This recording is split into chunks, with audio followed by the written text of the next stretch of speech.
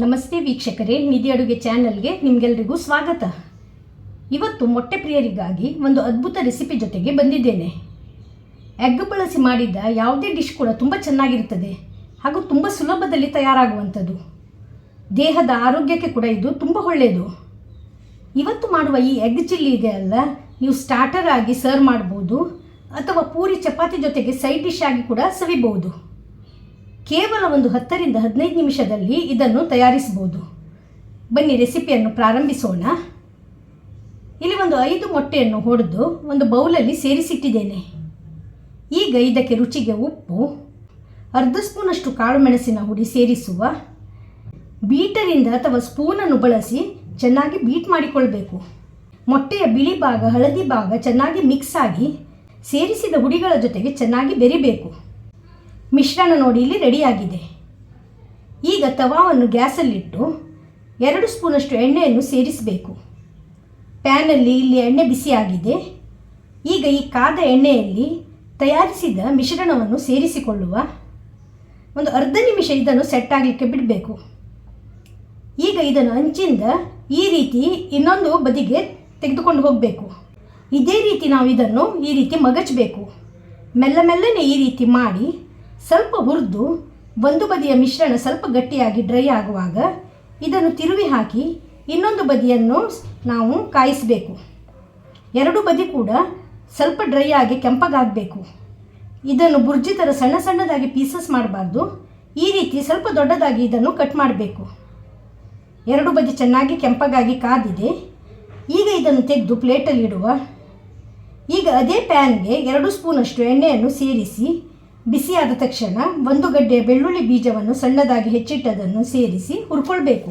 ಇದರಲ್ಲಿ ಈಗ 1 ಹಸಿಮೆಣಸು ಸಣ್ಣದಾಗಿ ಚೂರು ಮಾಡಿದ್ದನ್ನು ಸೇರಿಸಿ ಫ್ರೈ ಮಾಡಿಕೊಳ್ಳುವ.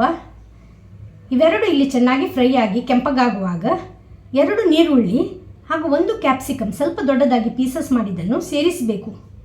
ಇದನ್ನು ಎಣ್ಣೆಯಲ್ಲಿ ಹುರ್ಕೊಳ್ಬೇಕು. ಇದು ಜಾಸ್ತಿ ಫ್ರೈ ಆಗುವ ಅವಶ್ಯಕತೆ ಇಲ್ಲ, ಲೈಟಾಗಿ ಹುರಿದ್ರೆ ಸಾಕು. ಇಷ್ಟಾಗುವಾಗ ಇದರಲ್ಲಿ ಕೆಲವು ಹುಡಿಗಳನ್ನು ಸೇರಿಸುವ. 1/4 ಸ್ಪೂನಷ್ಟು ಅರಿಶಿನ ಹುಡಿ, ಅರ್ಧ ಸ್ಪೂನ್ ಅಚ್ಚ ಖಾರದ ಹುಡಿ, ರುಚಿಗೆ ಉಪ್ಪು.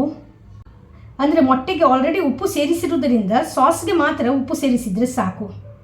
ಅರ್ಧ ಸ್ಪೂನಷ್ಟು ಕಾಳು ಮೆಣಸಿನ ಹುಡಿಯನ್ನು ಸೇರಿಸಿ ಮಿಕ್ಸ್ ಮಾಡಿಕೊಳ್ಳುವ.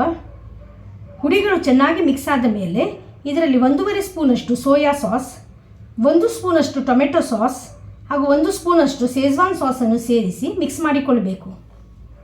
ಈಗ 2 ಕಪ್ ನೀರನ್ನು ಸೇರಿಸಿ ಚೆನ್ನಾಗಿ ಇದನ್ನು ಮಿಕ್ಸ್ ಮಾಡಿ ಕುದಿಸುವ. ಇದು ಇಲ್ಲಿ ಕುದಿ ಬಂದು ಸ್ವಲ್ಪ ದಪ್ಪಗಾಗಿ ಸಾಸ್ ಹದಕ್ಕೆ ಬರಬೇಕು. ಈಗ ನೋಡಿ, ಇದು ಕುದೀತಾ ಇದಕ್ಕೆ ಥಿಕ್ನೆಸ್ ಬಂದಿದೆ. ಇಷ್ಟಾಗುವಾಗ ಇದರಲ್ಲಿ ನಾವು ಹುರಿದಿಟ್ಟ ಮೊಟ್ಟೆಯನ್ನು ಸೇರಿಸಬೇಕು. ಮೆಲ್ಲನೆ ಇದನ್ನು ಮಿಕ್ಸ್ ಮಾಡಿಕೊಳ್ಳುವ. ಎಗ್ ಪೀಸಸ್ ಇನ್ನು ಜಾಸ್ತಿ ತುಂಡಾಗಬಾರ್ದು, ಸ್ವಲ್ಪ ಜಾಗ್ರತೆಯಿಂದ ಈ ರೀತಿ ತಿರುಗಬೇಕು. ಗ್ರೇವಿ ನೋಡಿ ಈಗ ಕಂಪ್ಲೀಟ್ ಆಗಿ ಎಗ್ ಪೀಸಸ್ ಜೊತೆಗೆ ಸೇರಿಕೊಂಡಿದೆ ಹಾಗೂ ಇನ್ನೂ ಸಹ ಇದು ತಿಕ್ಕಾಗಿದೆ. ಈಗ ನಾವು ತೆಗೆದಿಟ್ಟ ಕೊತ್ತಂಬರಿ ಸೊಪ್ಪನ್ನು ಇದರ ಮೇಲೆ ಉದುರಿಸಿಕೊಳ್ಳುವ. ನೀಟಾಗಿ ಎಲ್ಲವನ್ನು ಮಿಕ್ಸ್ ಮಾಡಿ ಗ್ಯಾಸ್ ಫ್ಲೇಮನ್ನು ಆಫ್ ಮಾಡಿದರೆ ಅಷ್ಟೇ ಟೇಸ್ಟಿಯಾದ ಎಗ್ ಚಿಲ್ಲಿ ರೆಡಿ ಆಗ್ತದೆ.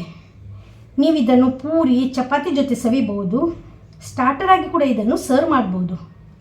ಕೆಲವೇ ನಿಮಿಷಗಳಲ್ಲಿ ಬಹಳ ಸುಲಭದಲ್ಲಿ ಈ ರೆಸಿಪಿಯನ್ನು ತಯಾರಿಸಬಹುದು. ರೆಸ್ಟೋರೆಂಟ್ಗಳಲ್ಲಿ ಸಿಗುವ ಎಗ್ ಚಿಲ್ಲಿಗಿಂತ ಹೆಚ್ಚು ರುಚಿಯಾಗಿ ಮನೆಯಲ್ಲೇ ಇದನ್ನು ಮಾಡಿ ಸವಿಬಹುದು. ಟ್ರೈ ಮಾಡಿ ನಿಮ್ಮ ಅಭಿಪ್ರಾಯವನ್ನು ಕಮೆಂಟ್ ಸೆಕ್ಷನಲ್ಲಿ ತಿಳಿಸಿ. ವಿಡಿಯೋ ಇಷ್ಟವಾಗಿದ್ದಲ್ಲಿ ರೆಸಿಪಿಗೆ ಲೈಕ್ ಕೊಡಿ, ಶೇರ್ ಮಾಡಿ. ಚಾನಲನ್ನು ಸಬ್ಸ್ಕ್ರೈಬ್ ಮಾಡದೆ ನೋಡ್ತಾ ಇರುವವರು ದಯವಿಟ್ಟು ಸಬ್ಸ್ಕ್ರೈಬ್ ಮಾಡಿ. ಧನ್ಯವಾದಗಳು.